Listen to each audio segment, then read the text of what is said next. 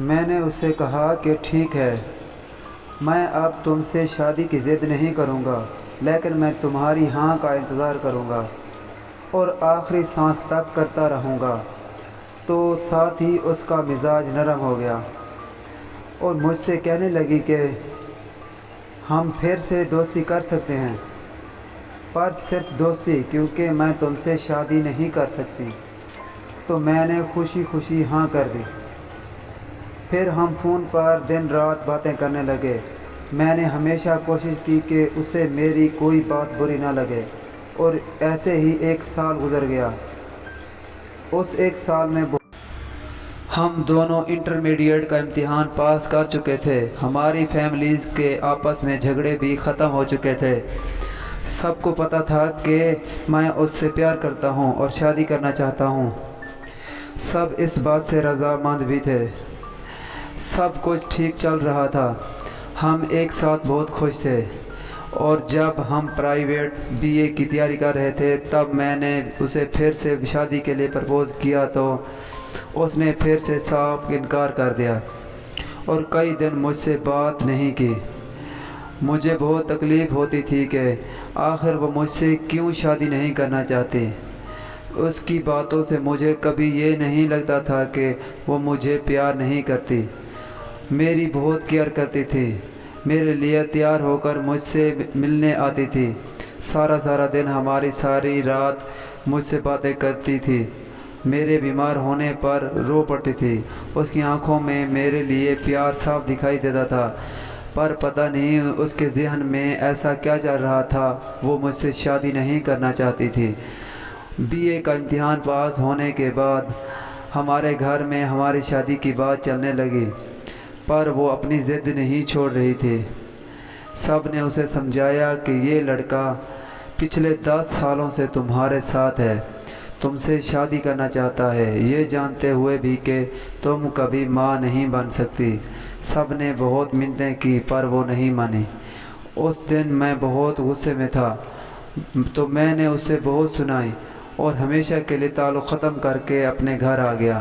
اس نے مجھے بہت کالز اور میسیجز کیے، پر میں نے کسی کا جواب نہیں دیا اور میں فون آف کر کے سو گیا۔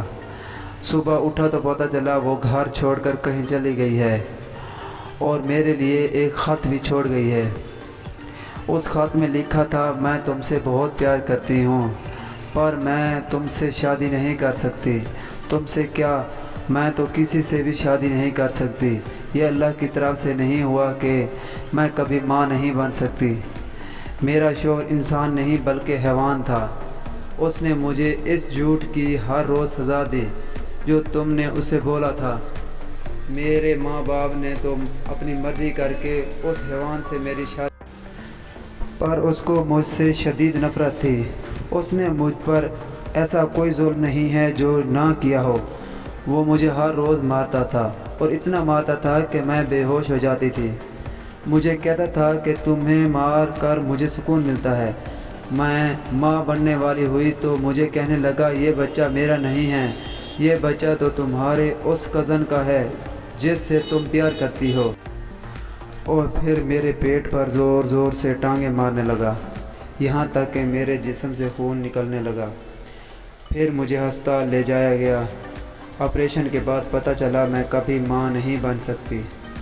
میں نے ابو سے بولا تھا کہ مجھے نہیں رہنا اس کے ساتھ، پر ابو نے کہا، پہلے ہی تم نے ہماری عزت مٹی میں ملا دی ہے، اب اور ہمیں ذلیل مت کرو۔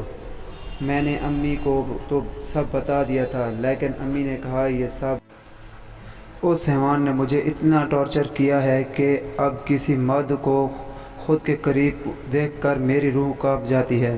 یہ سچ ہے کہ میں تم سے بہت پیار کرتی ہوں، پر میں تم سے شادی کر کے تمہاری زندگی خراب نہیں کر سکتی۔ مجھ میں لڑکیوں والی فیلنگ مر چکی ہے، اب مجھ میں بس ایک ڈر بچا ہے۔ سب ضد کر رہے ہیں میں تم سے شادی کر لوں، پر مجھ سے یہ نہیں ہوگا، اسی لیے میں سب سے دور جا رہی ہوں۔ ہماری ادھوری محبت اور پوری دوستی کا سفر بس یہیں تک کا تھا۔ تم میرا انتظار مت کرنا، کیونکہ میں اب کبھی واپس نہیں آؤں گی۔ زندگی میں اب آگے بڑھ جانا، اور پلیز تم اب شادی بھی کر لینا، اب کبھی ملاقات نہیں ہوگی۔ خدا حافظ۔ Thanks for watching.